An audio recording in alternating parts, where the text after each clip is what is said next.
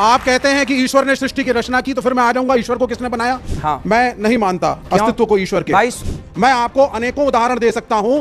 आप क्यों चाहते हैं कि आपके हिसाब से लोग पहने, आपके हिसाब से लोग खाएं, आपके हिसाब से लोग सोचें? मर्यादा नाम की कोई चीज है? मैं हिजाब डालूं या बिकनी? अनिरुद्धाचार्य जी, देखिए, एक चीज होती है वैज्ञानिक सोच। ठीक है। एक समय था प्राचीन समय में जब मनुष्य कपड़े भी नहीं पहनता था। धीरे धीरे करके हम इवॉल्व हुए। ठीक है। समाज बना, गांव बना, शहर बना, देश बना। तो वैज्ञानिक सोच को तो आपको मानना पड़ेगा। हाँ, मानते हैं। तो आप जिस चीज की बात कर रहे हैं कि जो चीज शुरू से शुरू आ रही है उसको कंटिन्यूएशन में हम फॉलो करें, मैं कम्युनिस्ट हूं।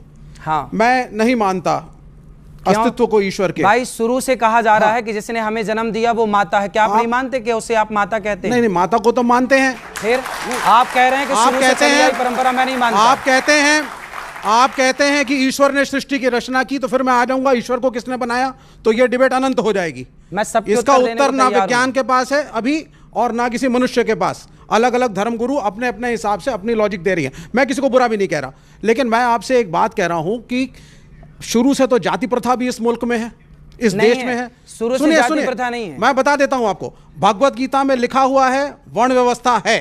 क्या है उसको आपने समझा? सुनते जाइए आप पहले। महाभारत में सूतपुत्र कह के कर्ण का अपमान हुआ।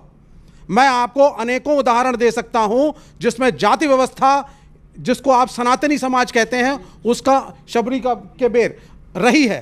क्या आप ये चाहते हैं कि ये व्यवस्था रहे? आपके सवाल के दो हिस्से हैं। एक है कि हम पुरानी व्यवस्थाओं को क्यों माने, रूढ़िवादी व्यवस्था है। अब इनको ये कह रहे हैं पुरानी व्यवस्था क्यों माने। मैंने उदाहरण दिया कि जिस माँ ने जन्म दिया है, ये भी तो बरसों से चली आ रही है माँ की परंपरा, ये मेरी माँ है, क्यों माने? हर पुरानी परंपरा को आप नकार देंगे तो राम सेतु भी पुराना, उसे भी नकार दीजिए। राम का अस्तित्व लोग नकारते हैं, तो हर चीज नकार देने से तो कुछ ना बचेगी ना। उसके बाद ये भी क्या चाणक्य ने कहा था कि महिलाओं के कपड़ों पर टिप्पणी करो, क्योंकि आज के युग में कहा जाता है माई बॉडी माई चॉइस, मेरे को कैसे भी कपड़े डालना है, मेरा अधिकार है। मर्यादा नाम की कोई चीज है? मैं हिजाब डालूं या बिकनी? भाई, मर्यादा नाम की कोई चीज है? बिल्कुल है, मर्यादा है। फिर इसलिए देखिए, कपड़े कोई कैसे पहने, हमें क्या दिक्कत है? अभी पिछले मैं किसी ने कहा, किसी बहन ने, कि मैं कैसे भी कपड़े पहनूं, आपको क्या दिक्कत है? मैंने कहा बात ठीक कह रही हो आप, हमें क्या दिक्कत है? तुम कुछ भी मत पहनो, जरा से पहनो, हमें क्या दिक्कत है? भाई, पहनना ना पहनना तो आपकी पसंद है, हमें क्या दिक्कत है? बात ठीक है। लेकिन हम एक पिता, एक माँ अपने बच्चों को तो यही सिखाएगी ना, बेटा थोड़ा मर्यादा में रहो। देखिए, समय के साथ संस्कृति की परिभाषा बदलती है। खान पान, पहनावा, यहाँ आप देख रहे हैं अमीश जी ने जो वस्त्र पहने हैं, मैंने पहने, इन्होंने पहने, शर्ट पैंट पहने हैं, ये भारतीय संस्कृति में पहले नहीं थे। खान पान में आज बच्चे हैं, पिज़्ज़ा भी खाते हैं, चाउमीन भी खाते हैं, बर्गर भी खाते हैं, और जाते हैं घर के पास जाके मोमोज भी खा के आते हैं। पर डॉक्टर मना करता है कि ना खाओ। वो ठीक है, साफ मोमो खाएंगे तो नहीं बीमार पड़ेंगे। तो हमारी संस्कृति में खान पान, पहनावा, सोच, एजुकेशन सब बदलता है। आज लड़कियां भी पढ़ रही हैं, तो आज जो एक स्त्री है, एक लड़की है, वो एक लड़के के बराबर है, उनमें कोई भेदभाव नहीं है। एक लड़की का अधिकार है वो क्या पढ़े, क्या पहने और क्या खाए। इसका एक मॉरल कंट्रोलिंग धर्मगुरु और कथावाचक क्यों करना चाहते हैं? आप क्यों चाहते हैं कि आपके हिसाब से लोग पहने, आपके हिसाब से लोग खाएं, आपके हिसाब से लोग सोचें? ठीक है जी, ये सवाल है कि आप क्यों चाहते हैं कि आपके अनुसार हमारे हिसाब से। देखिए, अब बताइए, आप मोमोज खाइए, आप पिज्जा, बर्गर, चाउमीन इत्यादि खाइए, हमारे हिसाब क्या है? हम कहते हैं बेटा अंकुरित अनाज खाओ, अंकुरित करके खाओ, आप ज़्यादा से ज़्यादा फल खाओ, आप ज़्यादा से ज़्यादा हेल्दी चीज़ें खाओ, शुद्ध देसी गाय का मस्त दूध मिल जाए तो दूध पियो। हम तो आपके हित के लिए कह रहे हैं। अब बात करते हैं दूध की, दही की, पनीर की, तो आज की डेट में तो डॉक्टर्स और बहुत लोग तो ये सब भी खाना बंद कर रहे हैं। हाँ, कि दूध, पनीर वगैरह अच्छा नहीं होता तो बॉडी के लिए। डॉक्टर तो कह रहे हैं, आपको सलाह देते हैं आप अंडा खाओ, डॉक्टर तो आपका धर्म भ्रष्ट करने के लिए बैठे हैं। एक मिनट, इसमें धर्म कहां से आ गया? वाह, अंडा खाओगे धर्म भ्रष्ट नहीं होगा। हम लोग जो गाय का दूध पीते हैं वो वेज है कि या नॉन वेज है? भाई का सवाल है कि हम गाय का दूध जो पीते हैं वो वेज है कि नॉन वेज है? साइंटिफिकली गाय वेज है कि नॉन वेज है? भाई साहब, हम लोग जानते हैं नॉन वेज है। गाय नॉन वेज है ना? हाँ। तो उसका दूध वेज होगा या नॉन वेज होगा? नॉन वेज, लेकिन हम लोग का धर्म में वो देवी है। हाँ, अभी उसके ऊपर बाकी सवाल आ गया ना। आपका पहला सवाल था कि दूध नॉनवेज है क्या वेज है, तो मैंने पूछा गाय नॉनवेज है क्या वेज है, आपने कहा नॉनवेज, तो दूध भी नॉनवेज होगा। तो साइंटिफिकली दूध नॉनवेज है, लेकिन क्योंकि दूध के बिना आपकी जिंदगी नहीं गुजर सकती है तो दूध को लोग ने वेज कर दिया। आप समझे ना, दूध के बिना जिंदगी गुजरना मुश्किल है तो दूध को वेजिटेरियन कह दिया। तो मेरे तकरीर में जो मुनाजरा हुआ था मेरा एक जैन के साथ कि गोश्त खाना इंसान के लिए हराम है क्या हलाल है। हम भी जैन हैं। मालूम है आपका नाम जैन है। तो एक मुनाजरा हुआ था with the president of the Indian vegetarian congress mister Rashmi bhai Jhaveri, वो प्रेसिडेंट थे। तो एक मुनाजरा हुआ कि गोश्त खाना इंसानों के लिए हराम है क्या हलाल है। और मुनाजरे में मैंने साबित किया कि गोश्त खाना इंसान के लिए हराम नहीं, अच्छा है, साबित किया।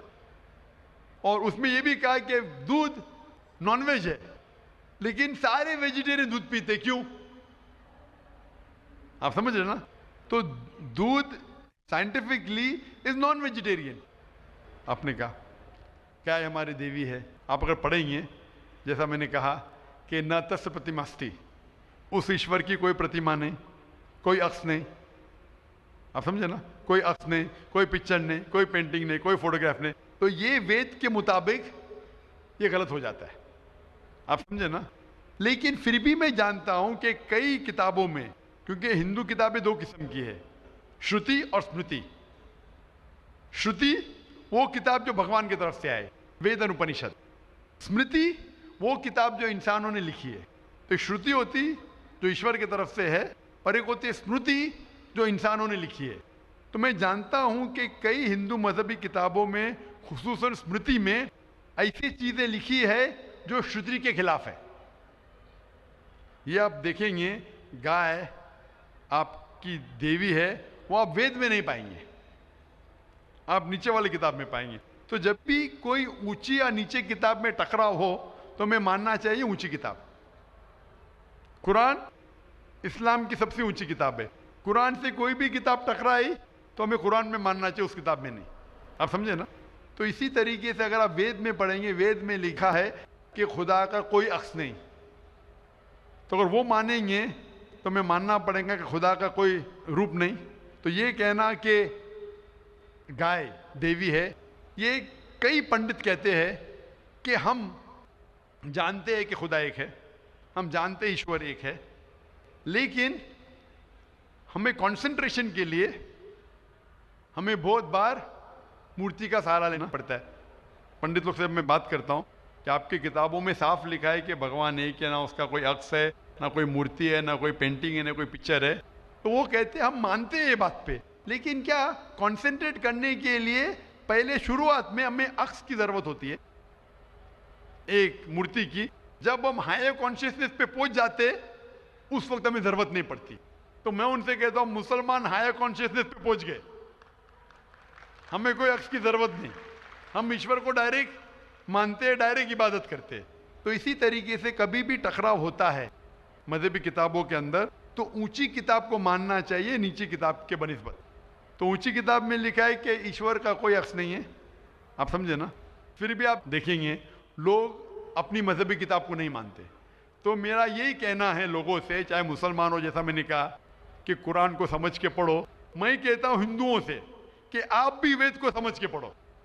मैं कहता हूं इंडियन गवर्नमेंट से कि संस्कृत कम से कम हिंदुओं के लिए फर्ज करो, तो हिंदू कम से कम संस्कृत पढ़ सकेंगे, अपने मजहब के करीब आएंगे और हिंदू मुस्लिम भी करीब हो जाएंगे। क्योंकि संस्कृत पढ़ेंगे तो आपको पता चलेगा कि आपकी किताब में क्या लिखा है। तो कोई भी पंडित आपको घुमाएगा नहीं, फिर पंडित घुमाएगा तो बोलेंगे तो हवाला दो कोई है, आप समझे ना। बहुत से हिंदू मेरे जो सुनते मुझे अपने पंडित से पूछते गए मुसलमान है जो ऐसा करता है, बोलते अरे अरे वो मुसलमान को सुनो मत। अरे क्यों नहीं सुनो भाई, मैं अगर हवाला गलत दे रहा हूं तो आप आके पूछ सकते मुझे कि आपने जो हवाला दिया वेद का गलत है। मैं इंसान हूं, गलती कर सकता हूं, आप समझे ना। तो मैं कहता हूं हिंदुओं से कि आप संस्कृत जानो, अपनी वेद पढ़ो, ताला विला कलिमतिन सवाइम बैन बैनकुम, आओ हम उस बात की तरफ जो आप और हम यकसा है, यकसानियत की तरफ आएंगे तो हिंदू मुसलमान एक हो जाएंगे। होप